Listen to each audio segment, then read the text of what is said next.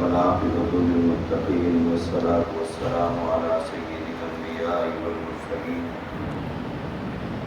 محمد وعلى آله وأصحابه وأزواجه وذرياته وأهل بيته أجمعين إلى يوم الدين. أما بعد فقد قال النبي صلى الله عليه وسلم بادروا بالأعمال الصالحة فتكون فتن كقطع الليل المظلم يصبح الرجل مؤمنا ويمسي كافرا ويمسي مؤمنا ويصبح كافرا يبيع دينه بعوض من الدنيا أو كما قال عليه الصلاة والسلام.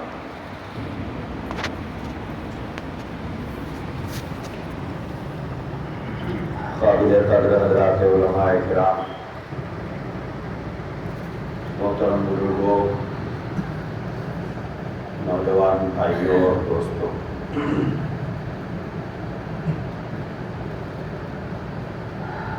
آج آپ حضرات کو یہاں جمع ہونے کی زحمت جو دی گئی ہے اس کی وجہ یہ ہے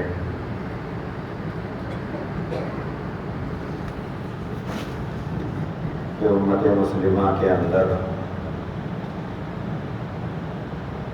اور بالخصوص نوجوانوں میں ایک عجیب قسم کا اضطراب اور ایک عجیب قسم کی بے چینی پائی جا رہی ہے.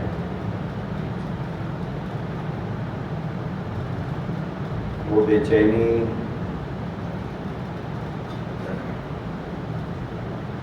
ایک عقیدے کو لے کر پیدا ہوئی ہے اور اس میں ہمارا نوجوان تذبذب کا شکار ہے کہ بھئی آخر مسئلہ ہے کیا.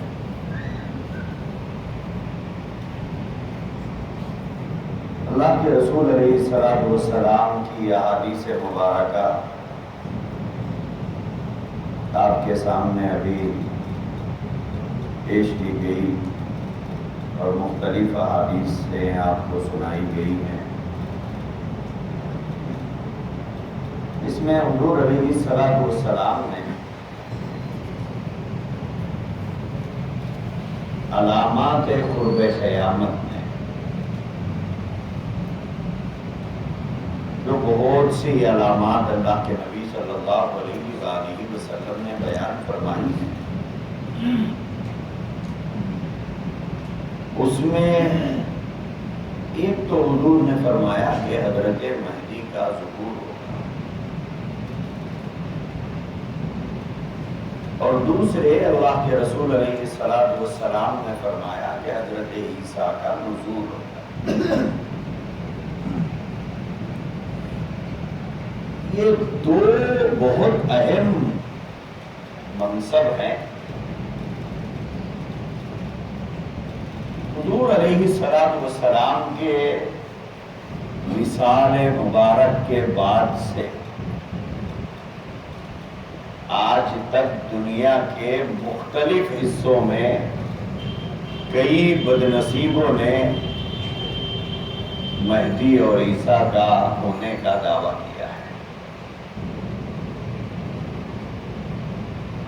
کچھ وقفہ گزرتا کوئی کھڑا ہو جاتا انا المہدی منتظر، کہ میں مہدی منتظر ہوں، جس کا انتظار کیا جا رہا ہے وہ مہدی نہیں.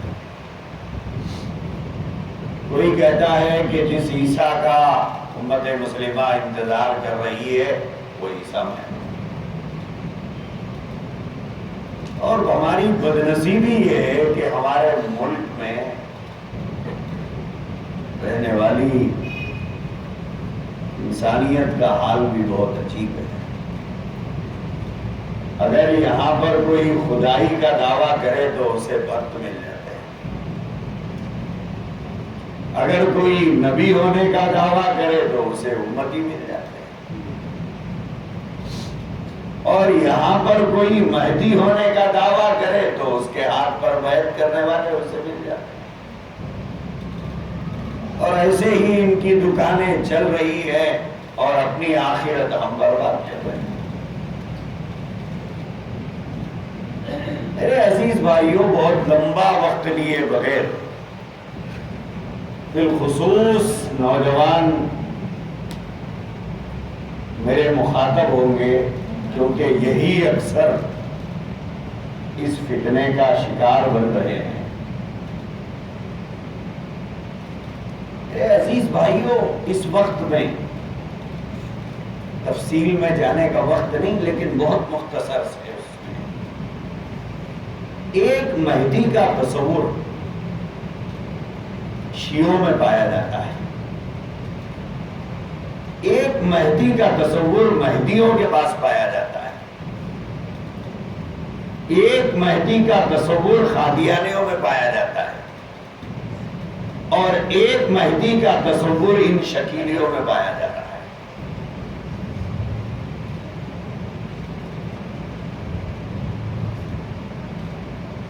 شیعوں کے اندر ایک مہدویت کا تصور ہے۔ شیعوں میں نبوت کے بعد انہوں نے امامت کو اہمیت دی، اور انہوں نے امامت کو نبوت پر فوقیت دی۔ شیعوں نے امامت کو نبوت پر فوقیت دی، اور اللہ کے نبی علیہ السلام کے بعد 12 ائمہ معصومین کا عقیدہ ان کے پاس موجود ہے۔ 11 کو ہم چھوڑ دیتے ہیں کہ وہ کون تھے، کیا تھے۔ 12ویں امام ان کے نزدیک امام مہدی غائب ہے۔ وہ امام مہدی ہے اور غائب ہے۔ وہ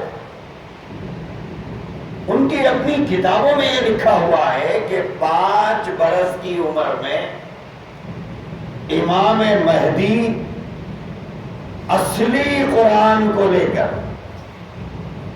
یہ جو قرآن ہمارے پاس ہے، اس کے بارے میں شیعوں کا عقیدہ یہ ہے کہ نعوذ باللہ شراب خور خلفاء کے خاطر بدل دی گئی ہوئی کتاب ہے۔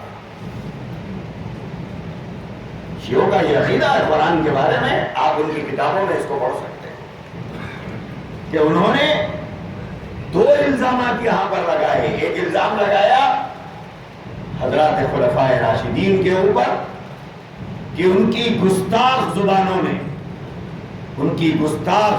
نے اور جس کی زبان گستاخ ہوتی ہے وہی خلفاء راشدین پر زبان اٹھا کھولتا ہے۔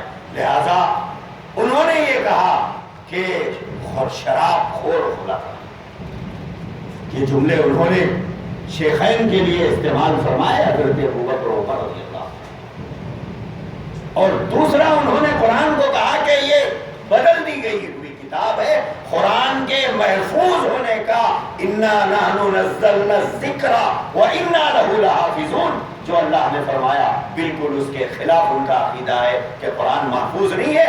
محفوظ قرآن مہدی کے پاس ہے، اور مہدی 5 سال کی عمر میں اس اصلی قرآن کو لے کر سرمن رائے نامی ایک غار کے اندر چلے گئے۔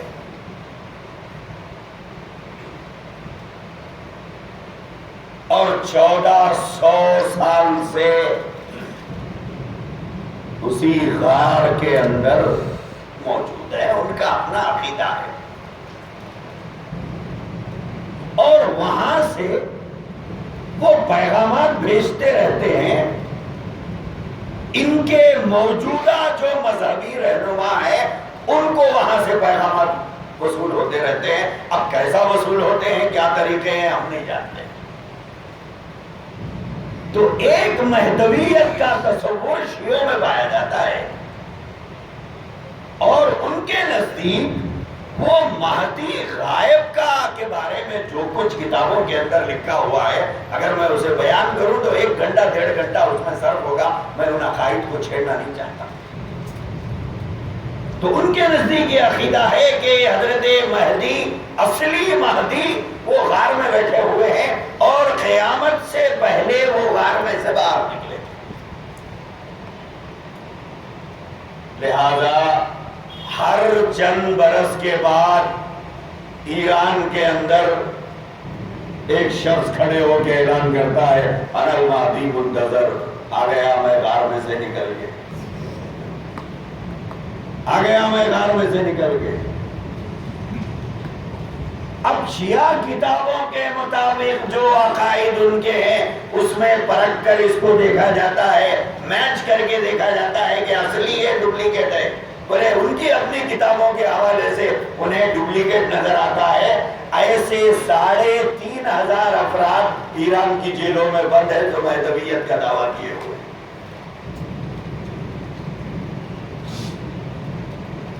3500 افراد ہیں جو مہدویت کا دعویٰ کیے ہوئے ہیں، ایران کی جیلوں میں پڑے ہوئے ہیں۔ اسی طرح ہمارے پڑوسی ملک کے اندر بھی، وہاں پر بھی کچھ لوگوں کو اسی طرح کا شوق ہوا، 57 افراد بھی مہدویت کے دعوے دار یہاں پر بھی پڑے ہوئے۔ تو ایک مہدی کا تصور وہ شیعوں کے پاس پایا جاتا ہے کہ ان کے پاس مہدی کے بارے میں یہ عقیدہ ہے کہ مہدی وہ غار کے اندر بیٹھے ہوئے ہیں، قرب قیامت باہر نکلیں گے۔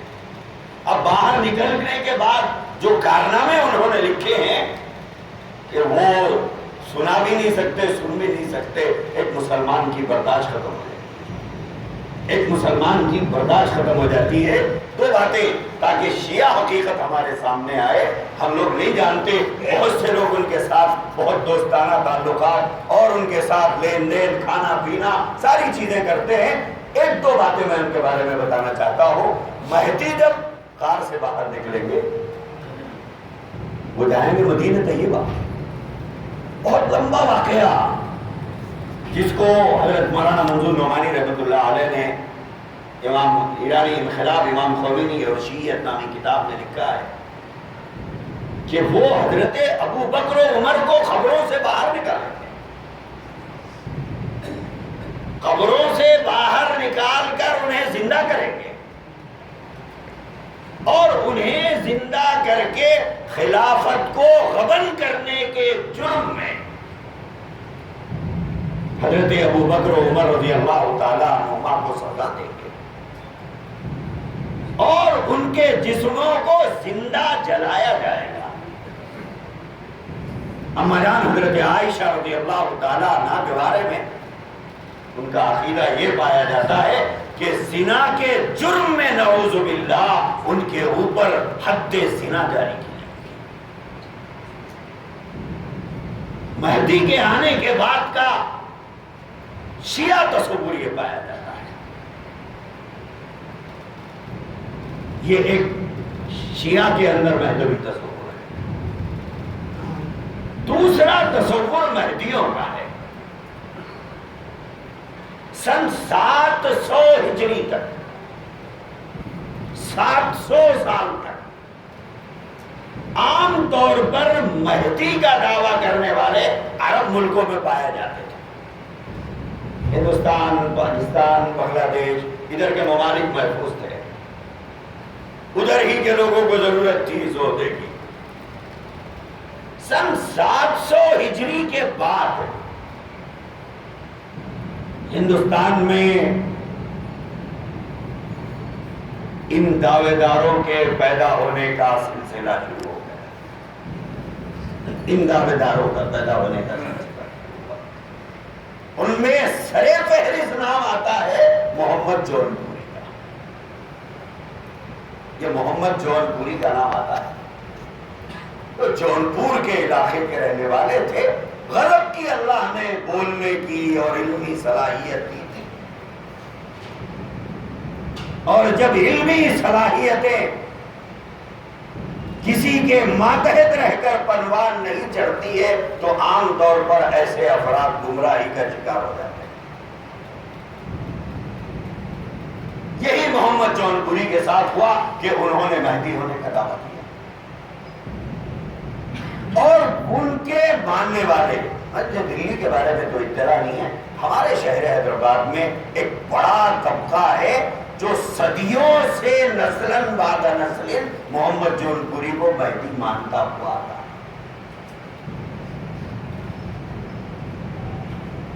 اور ان کے اندر اب مہدی کا مقام رسول اللہ صلی اللہ علیہ وآلہ وسلم کے ساتھ کیسا ہے، ان میں 2 یا 3 طبقے پائے جاتے ہیں۔ امام مہدی کے بارے میں مہدویوں کے اندر جو تصور ہے وہ یہ ہے کہ ایک کہتے ہیں کہ مہدی رسول اللہ کے ہمسر ہیں، یعنی حضور کے ایکول ہیں، مرتبے کے اعتبار سے برابر ہے حضور کے مرتبے میں۔ ایک طبقہ ان میں کہتا ہے نہیں، کمتر ہے، حضور سے کم ہے، مرتبے میں حضور سے کم ہے۔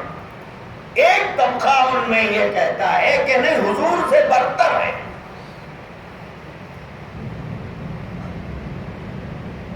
ایک حضور کے برابر ہونے کا عقیدہ رکھتا ہے، ایک حضور سے کمتر ہونے کا عقیدہ ہے، ایک نعوذ باللہ برتر ہونے کا عقیدہ ہے۔ ان کے اندر یہ تصور پایا جاتا ہے کہ مہدی آئے اور چلے گئے، مہدی آئے اور انتقال ہو گیا، یہ دوسرا تصور ہے۔ ایک تیسرا مہدویت کا تصور پایا جاتا ہے قادیانیوں میں۔ پنجاب میں پیدا ہونے والا مرزا غلام احمد قادیانی لعنت اللہ علیہ، جس نے بے حساب دعوے کیے، اس میں ایک دعویٰ اس نے مہدی کر دیا، اس نے ایک دعویٰ مہدی کر دیا، اور اس نے نہ صرف مہدویت کا دعویٰ کیا بلکہ مہدی عیسیٰ نبی ہونے کا بھی دعویٰ کیا۔ اس نے کہا کہ میں مہدی بھی ہوں، میں عیسیٰ بھی ہوں، میں نبی بھی ہوں۔ اور اس کے ماننے والے تذبذب کا شکار رہتے ہیں کہ آخر یہ دنیا کا آٹھواں عجوبہ یہ تھا کیا؟ میں اکثر قادیانیوں سے یہی کہتا ہوں کہ قادیانیوں پہلے فیصلہ تو کرو، مرزا تھا کیا؟ کوئی لکھتا ہے کہ وہ مہدی تھے، کوئی کہتا ہے کہ مسیح موعود تھے، کوئی لکھتا ہے کہ نبی تھے، اور مرزا نے تو اپنے بارے میں عورت ہونے کا ذکر بھی کیا ہے کہ وہ عورت بھی ہے۔ جی ہاں، مرزا غلام احمد قادیانی نے نعوذ باللہ یہ لکھا ہے کہ اللہ تبارک و تعالیٰ نے میرے ساتھ وہ معاملہ کیا ہے جو معاملہ ایک شوہر اپنی بیوی کے ساتھ کرتا ہے۔ اتنی گھٹیا بات تو دنیا کا آخری آوارہ بھی نہیں کیا ہوگا،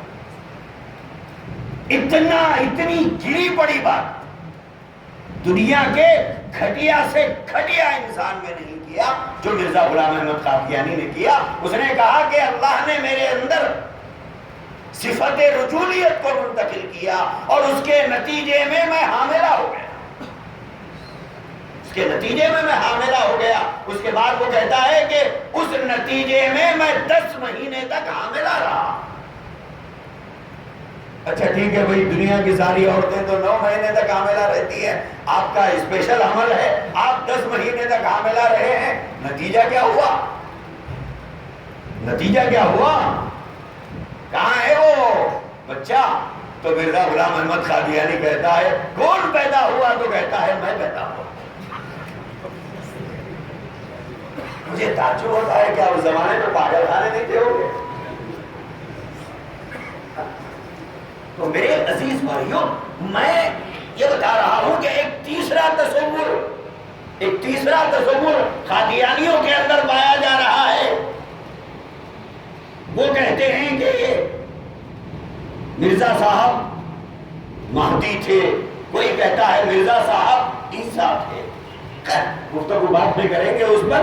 تو یہ تیسرا تصور پایا جا رہا ہے مہدی ہونے کا مہدیوں کے اندر۔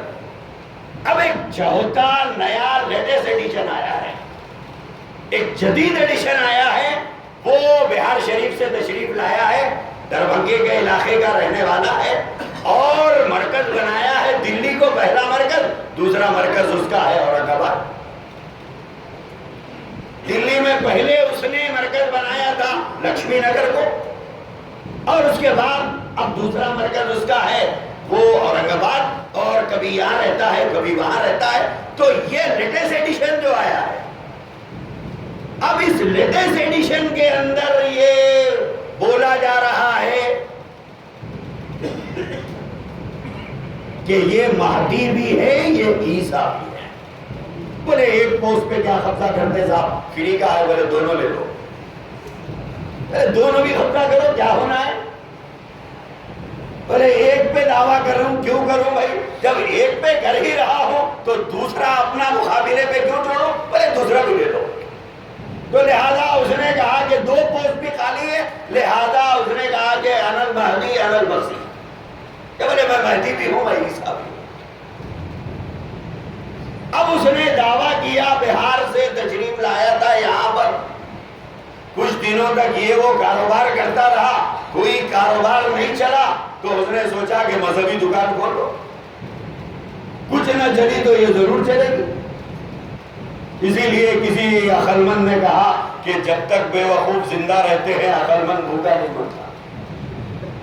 جب تک بے وقوف زندہ رہیں گے عقل مند بھوکا نہیں مرتا، کچھ نہ کچھ کر کے وہ بے وقوفوں کے اندر اپنی دکان چلاتا ہے۔ تو ایسے ہی اس نے کسی جگہ بیٹھ کر کوئی کرتب دکھا دیا اور یہ کہہ دیا کہ میں عیسیٰ ہوں۔ اب ہمارے نوجوانوں کا کیا کہنا صاحب، کہ بس جوخ در جوخ، خطار در خطار جا جا کے ان کے ہاتھوں پہ بیعت کر کے آ رہے ہیں کہ عیسیٰ علیہ السلام آ گئے ہیں۔ کوئی کہہ رہا ہے مہدی آئے ہیں، کوئی کہہ رہا ہے نہیں، مہدی عیسیٰ دونوں بھی آ گئے ہیں۔ اب یہ ایک چوتھا تصور ہے جو آپ کے دلی شریف میں پایا جا رہا ہے، اور آپ کے قریب میں جامعہ ہے۔ افسوس اس بات کا ہے کہ بغل میں اعلیٰ تعلیم کی ڈگریاں موجود ہیں اور یونیورسٹی میں تعلیم حاصل کر رہے ہیں۔ افسوس افسوس کہ تمہارے اندر اتنا بھی مذہبی غیرت باقی نہیں ہے کہ تمہیں پتا ہوتا کہ عیسیٰ اور مہدی کا اسلامی تصور کیا ہے، کہ جو الو کھڑے ہو کر یہ اعلان کرے کہ میں مہدی ہوں، میں عیسیٰ ہوں، تو ہمارا پڑھا لکھا نوجوان اس کے پیچھے چلے جائے گا۔ جب اس کو پکڑ کے سمجھانے کی کوشش کی جا رہی ہے کہ صاحب آئیے ہم آپ کو سمجھائیں گے، کہتا ہے کہ میں بغیر دلیل کے مان لیا۔ وہ کہہ رہے ہیں ہمارے نوجوان کہ ہم نے بغیر کسی دلیل اور ثبوت کے شکیل بن حنیف کو مسیح اور مہدی مان لیا۔ ارے اللہ کے بندو، بغیر دلیل اور ثبوت کے تو مکے کے لوگوں نے اللہ کے نبی کو نبی نہیں مانا تھا۔ بغیر دلیل اور ثبوت کے مکے کے لوگوں نے اللہ کے نبی کو اللہ کا نبی نہیں مانا، اور اللہ نے بھی اپنی وحدانیت کے دلائل قرآن میں دیے ہیں کہ میں اکیلا ہوں۔ اپنی وحدانیت کے دلائل اللہ نے قرآن میں جگہ جگہ دیے، اپنی قدرت کو بیان فرمایا۔ اللہ نے فرمایا، کبھی فرمایا آسمان کو دیکھو، کبھی فرمایا زمین کو دیکھو، کبھی فرمایا چوپایوں کو دیکھو، کیا کیا مثالیں اللہ نے دے کر اپنی قدرت کو بتایا، دلائل پیش کیے اللہ نے اپنی قدرت پہ۔ نبی پاک صلی اللہ تعالیٰ علیہ وآلہ وسلم کو اپنی نبوت پر بعض مطالبات پر معجزات پیش کیے، لیکن آج کا جوان کہتا ہے کہ ہم کو کسی دلیل کی ضرورت نہیں ہے، ہمیں بلا دلیل کے ہم نے اس کو مان لیا۔ میرے عزیز بھائیوں اور بزرگوں، یہ 4 تصور ہے مہدویت، یہ 4 تصور ہے، ایک شیعہ میں، ایک مہدیوں میں، ایک قادیانیوں میں، اور ایک شیعیوں میں۔ لیکن صحیح اسلامی تصور کیا ہے؟ صحیح اسلامی تصور کیا ہے؟ کیونکہ ہم مسلمان ہیں اور ہمارے پاس قرآن و سنت موجود ہے، اور ہمیشہ ایک بات یاد رکھیے، اور یاد رکھنے کی بات ہے، وہ یہ ہے کہ جس طرح اللہ تبارک و تعالیٰ نے قرآن کے الفاظ کو اتارا ہے، اور آج یہ قرآن آپ ہاتھ میں لے کر دنیا کی سیر پر چلے جائیں اور دنیا کے کسی بھی مسجد سے قرآن اٹھا کر آپ ٹیلی کریں تو آپ کو ایک زیر و زبر کا فرق نظر نہیں آئے گا۔ چاہے لیٹسٹ ایڈیشن دیکھ لیں یا پھر 500 سال پرانی کوئی قرآن کسی کے پاس موجود ہو، میرے عزیز نوجوانوں، ایک بات سمجھو، ہر پیلی چیز سونا نہیں ہوا کرتی، ہر پیلی چیز سونا نہیں ہوا کرتی۔ یہی ہم سے غفلت ہو رہی ہے، اسی غفلت کی وجہ سے ان احمقوں کی دکانیں چل رہی ہیں اور اپنی دکان کے لیے یہ تمہارے ایمان کا سودا کر رہے ہیں۔ جیسے قرآنی الفاظ محفوظ ہے، اسی طرح سے اس قرآنی الفاظ کے معانی اور مطالب 1400 سال سے محفوظ ہیں۔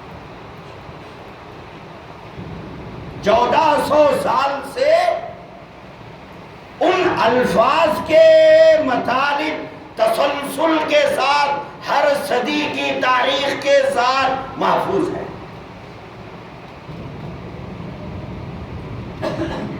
جب بھی کوئی نیا تصور پیش کیا جائے، اور ہمیشہ ایک بات یاد رکھو، یضل بہ کثیرا ویہدی بہ کثیرا، ہر گمراہ طبقہ، ہر گمراہ فرقہ اپنے گمراہی کے لیے پیش قرآن ہی کو کرتا ہے، پیش حدیث ہی کو کرتا ہے۔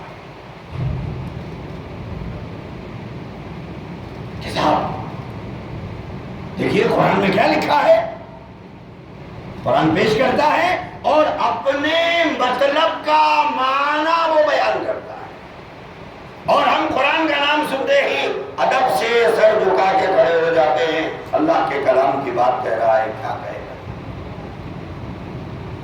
حدیث کا حوالہ دے رہا ہے اور بخاری اور مسلم کا حوالہ دے رہا ہے، سب سے صحیح کتابیں ہیں، سر جھکا کے ہم کھڑے ہوئے، بالکل صحیح ہے سرکار۔ کیا بیان کر رہا ہے، کیا بیان ہو رہا ہے، وہ نہیں دیکھا جا رہا ہے۔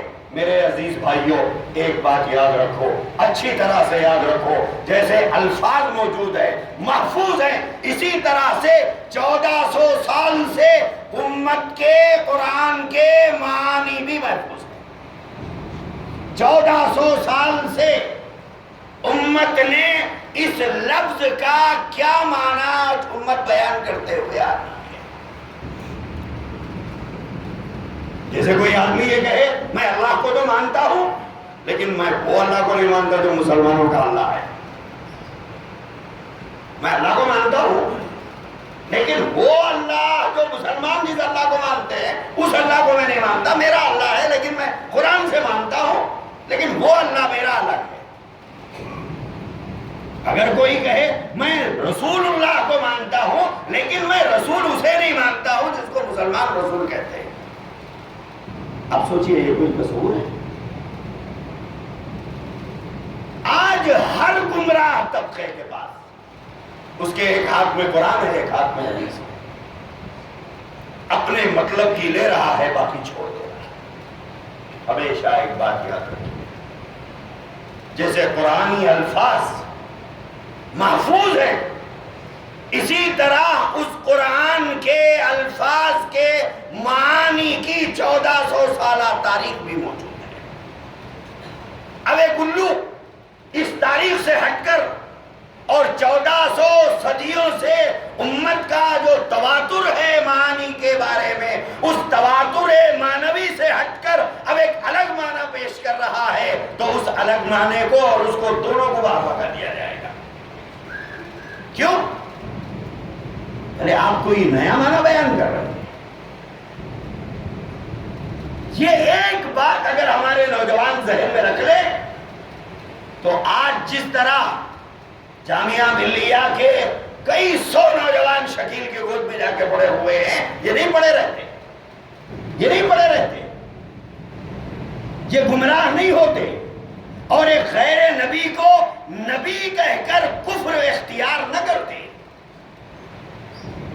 میرے عزیز بھائیوں، جتنے لوگوں نے شکیل بن حنیف کو مسیح اور مہدی کہہ کر بیعت کیا ہے اور اس کا پرچار کر رہے ہیں، یہ سب دائرے اسلام سے خارج ہو گئے۔ کیوں؟ اس لیے کہ انہوں نے ایک غیر نبی کو نبی مان لیا ہے۔ حضرت عیسیٰ علیہ السلام اللہ کے نبی ہیں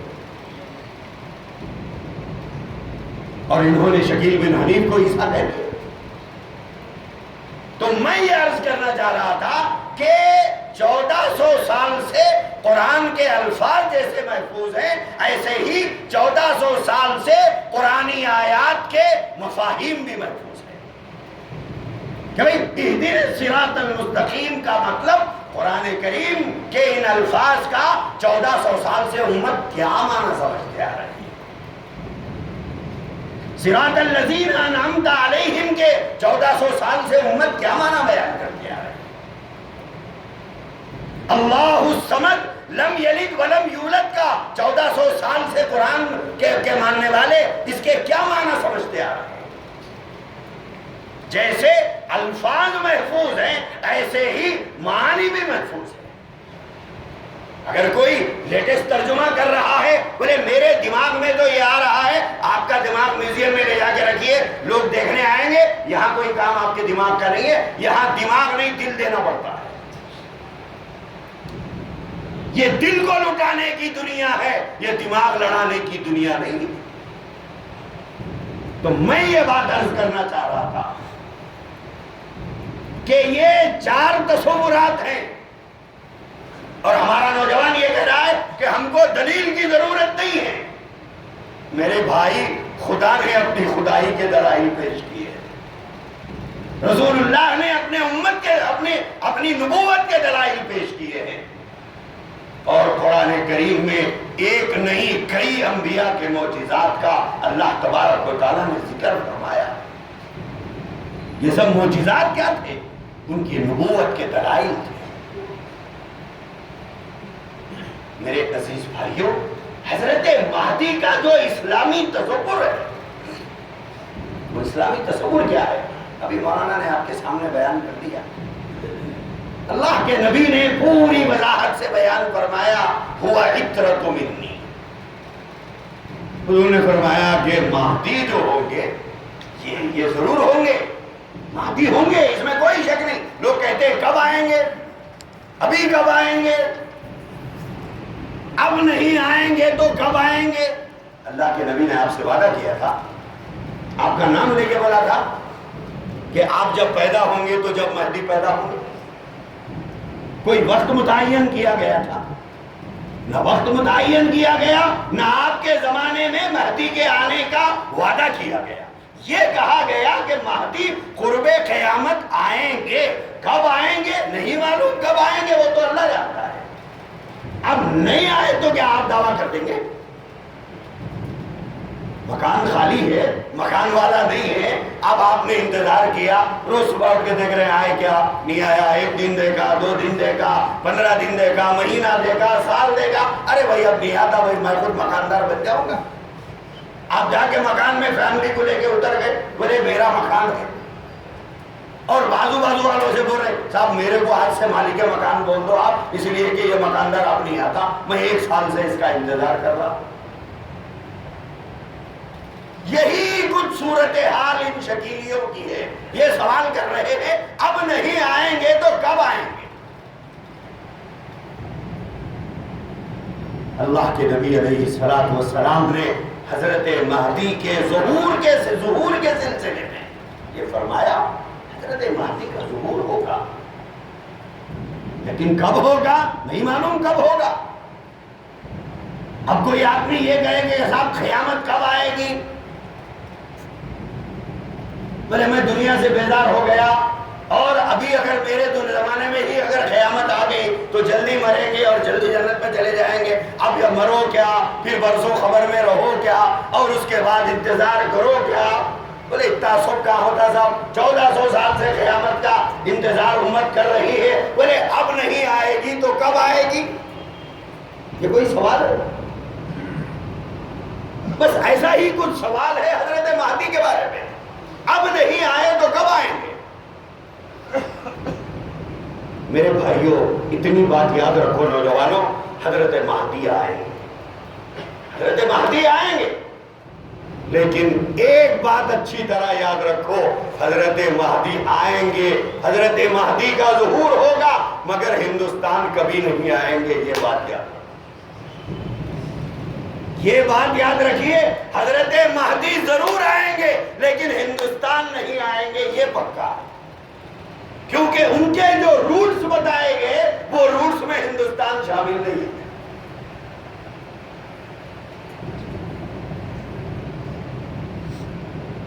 اب جب ہندوستان شامل نہیں ہے تو تین تو پکے نکل گئے اس میں سے۔ کیوں؟ تینوں انڈین برانڈ ہے، تینوں انڈین برانڈ ہے، میک ان انڈیا، یہ تینوں میک ان انڈیا ہے۔ ایک تصور محمد جون پوری کا، وہ انڈین ہے، ایک تصور قادیانیوں کا، وہ انڈین ہے، ایک تصور شکیلیوں کا، وہ انڈین ہے۔ تو یہ تینوں میک ان انڈیا ہے، لیکن اللہ کے نبی نے حضرت مہدی کو میک ان انڈیا نہیں بتایا، وہ سعودی عرب میں مدینے میں پیدا ہوں گے، وہ مدینہ منورہ میں پیدا ہوں گے، اور پیدا ہونے کے بعد جب بڑے ہوں گے خلافت کا اعلان بھی کریں گے تب بھی وہ ہندوستان نہیں آئیں گے، ان کے روٹس میں ہندوستان شامل نہیں ہے۔ یہ ایک پہلی بات، کیونکہ میں نے پہلے اس لیے بتا دیا تاکہ بعد میں یہ بات ذہن سے ہو سکتا ہے نکل جائے۔ یہ سب سے بڑا ثبوت ہے آپ کے لیے، یہ ایک ہتھیار ہے، یہ اسٹیل کی ایک میخ ہے، ایک ایک شکیلی کے دعوے پہ اسے ٹھوسیے، ایک ایک شکیلی کے دعوے پہ اس میخ کو ٹھوکیے کہ اگر مہدی کا ظہور بھی ہوگا تو مہدی ہندوستان میں نہیں آئیں گے۔ میرے عزیز بھائیوں اور بزرگوں، اللہ کے نبی نے فرمایا، جیسے کہ مولانا نے آپ کو سنایا تھا، کہ وہ حضرت فاطمہ کی اولاد حضرت حسن کی نسل سے ہوں گے، حضرت حسن کی اولاد میں سے ہوں گے۔ اور اللہ کے رسول نے فرمایا اسمہ اسمی و اسم ابیہ اسم ابی، حضور نے فرمایا مہدی کا نام، مہدی ان کا نام نہیں ہے، مہدی لقب ہے، مہدی کوئی نام نہیں ہے، مہدی ان کا لقب ہے۔ ان کا نام کیا ہوگا؟ حضور نے فرمایا اسمہ اسمی، میرا جو نام ہے اس کا وہی نام ہوگا، محمد ہوگا۔ وَاسْمُ أَبِيهِ اسْمُ أَبِي، حضور نے فرمایا ان کے باپ کا نام میرے باپ کے نام کی طرح عبداللہ ہوگا۔ دو باتیں حضور نے واضح فرمائی، ایک محمد نام ہوگا، دوسرا یہ فرمایا کہ ان کے والد کا نام میرے والد کے نام کی طرح عبداللہ ہوگا، اور بعض روایتوں میں ماں کا نام بھی آمنہ ہی لکھا ہوا ہے۔ اور یہاں پر پڑھے لکھے نوجوان کی عقل کہاں چڑھنے چلے گئی پتہ نہیں، وہ شکیل بن حنیف کو مہدی کہہ رہے ہیں، شکیل بھی کہہ رہے ہیں، ساتھ میں بن بھی لگا ہوا ہے، اس کے بعد حنیف بھی لگا ہوا ہے، اور اسے مہدی بھی کہہ رہے ہیں۔ میرے نوجوان بھائیوں غور کرو تم لوگ، یہ فتنہ آج آپ کی گلیوں میں ہے۔ میں صبح سے یہاں ہوں، نوجوان بتا رہے ہیں مولانا یہ مسجد میں بھی شکیلی لوگ آتے ہیں، وہ مسجد میں بھی شکیلی لوگ آتے ہیں، یہ مسجد میں بھی آتے ہیں، یہاں بھی آتے ہیں۔ یہ جرأت کہ یہ غیرت مند مسلمانوں کے بیچ میں وہ آ کر ہمارے نوجوانوں کو گمراہ کرے، کیا کر رہے ہیں یہاں کے نوجوان، کیا کر رہے ہیں؟ ہماری غیرت اتنی مردہ ہو گئی، ہماری غیرت اتنی مردہ ہو گئی کہ ہمارا سامنے سے ہمارے نوجوانوں کے ایمان کو چھین کر لے کر چلا جائے، اور ہم گونگیوں کی اولاد کی طرح روٹی روزی کپڑا اور مکان میں فکر میں پڑے رہے، اور کبھی مذہب کی خبر نہ لیں۔ تنگناتے ہوئے آپ کی گلیوں میں گھوم رہے ہیں، اور جامعہ پڑوس میں ہیں، سو نوجوان وہاں کے آج اورنگ آباد جا جا کر بیعت کر کے آ رہے ہیں، عیسیٰ علیہ السلام آ گئے، جبکہ اللہ کے نبی فرما رہے ہیں کہ حضرت مہدی پیدا ہوں گے مدینے میں، اور وہاں سے حضرت مہدی ایک واقعے کے پیش آنے کی وجہ سے مدینہ منورہ سے مکہ المکرمہ جائیں گے، مدینے کے حاکم کا اس وقت میں انتقال ہوگا، اور دوسرے حاکم کے تقرر کے سلسلے میں شدید اختلاف ہوگا لوگوں کے درمیان میں، تو حضرت مہدی وہاں سے راتوں رات مکہ المکرمہ چلے جائیں گے کہ کہیں یہ لوگ مجھے حکمران نہ بنا دیں۔ اور حدیث کے اندر ہے کہ اس زمانے کے حالات کے اعتبار سے، اس زمانے کے اولیاء، اس زمانے کے صلحاء، اس زمانے کے اتقیاء، اس زمانے کے متقی اور پرہیزگار لوگ حضرت مہدی کی تلاش کرتے رہیں گے، کیونکہ حالات اس وقت میں ایسے نمودار ہو جائیں گے جس دور میں مہدی کا آنا امکانات بالکل واضح اور نمایاں نظر آتے رہیں گے۔ حضور علیہ السلام نے فرمایا حضرت مہدی بیت اللہ کا طواف کر رہے ہوں گے،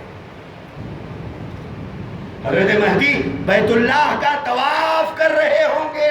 اسی دوران اس زمانے کے اولیاء اور اتقیاء، صلحاء اور صالحین، احادیث مبارکہ میں جو علامات بتائی گئی وہ ساری علامات ان کے اندر پانے کے بعد ان کو پکڑ کر کہیں گے آپ مہدی ہو؟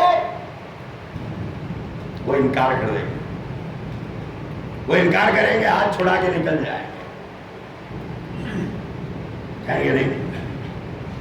پھر دوسری مرتبہ پھر طواف کرتے رہیں گے، پھر یہ لوگ دیکھیں گے وہی آثار، وہی علامات، وہی سارے خط و خال، وہی ناک نقشہ جو حدیث میں بیان کیا گیا، بالکل مکمل وہی چیزیں ان میں پائی جا رہی ہے۔ پکڑ کر کہیں گے کہ نہیں تم ہی مہدی ہو، ہاتھ بڑھاؤ، ہم تمہارے ہاتھ پر بیعت کریں گے۔ یہاں دو باتیں سمجھیے رک کر۔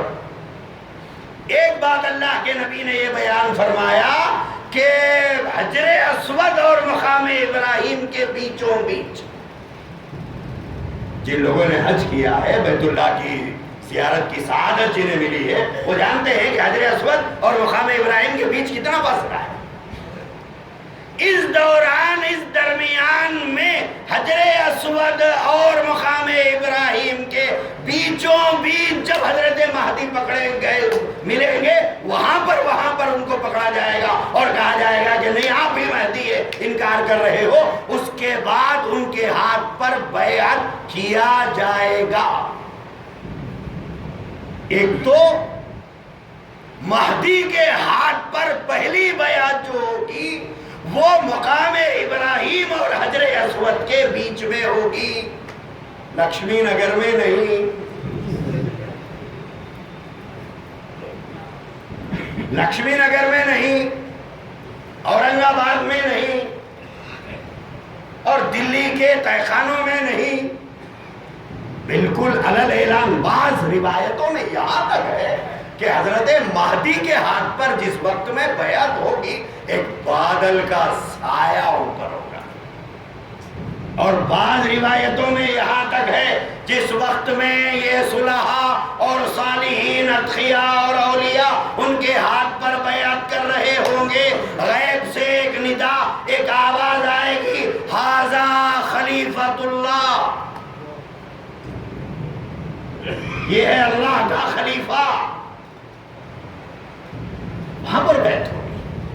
اس کے بعد حضور علیہ السلام نے فرمایا، اس کے بعد جب یہ سب سے پہلے مکے کے رہنے والے صالحین، صلحاء اور اتقیاء ان کے ہاتھ پر بیعت کریں گے، اس کے بعد عراق اور شام، عراق شام کہتے ہیں آج کے دور میں سیریا کو، شام، عراق اور شام، ان علاقوں کے قطب اور ابدال، اس زمانے کے سب سے نیک لوگ وہاں سے جتھوں کی شکل میں آ کر حضرت مہدی کے ہاتھ پر بیعت کریں گے۔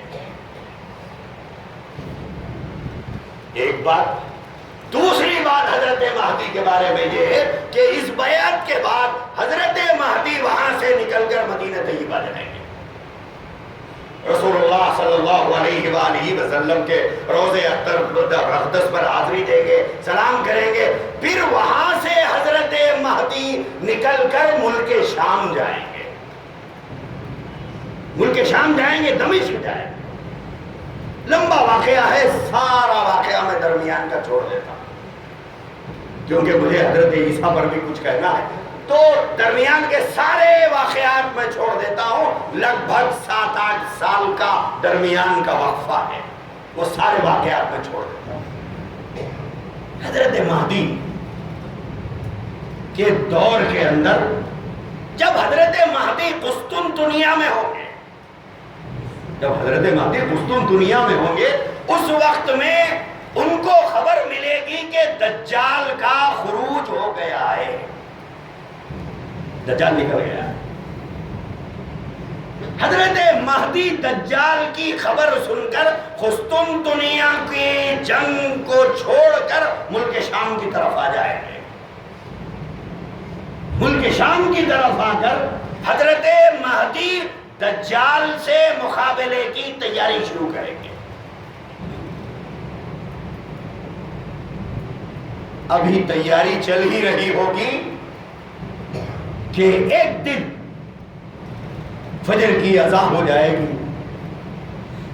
حضرت مہدی کا لشکر دجال کے گھیرے میں آ جائے گا، اور اس وقت میں دجال کے ساتھ 70,000 یہودی ہوں گے۔ 70,000 یہودی دجال کے ساتھ ہوں گے اور حضرت مہدی دجال کے گھیرے کے اندر آ جائیں گے،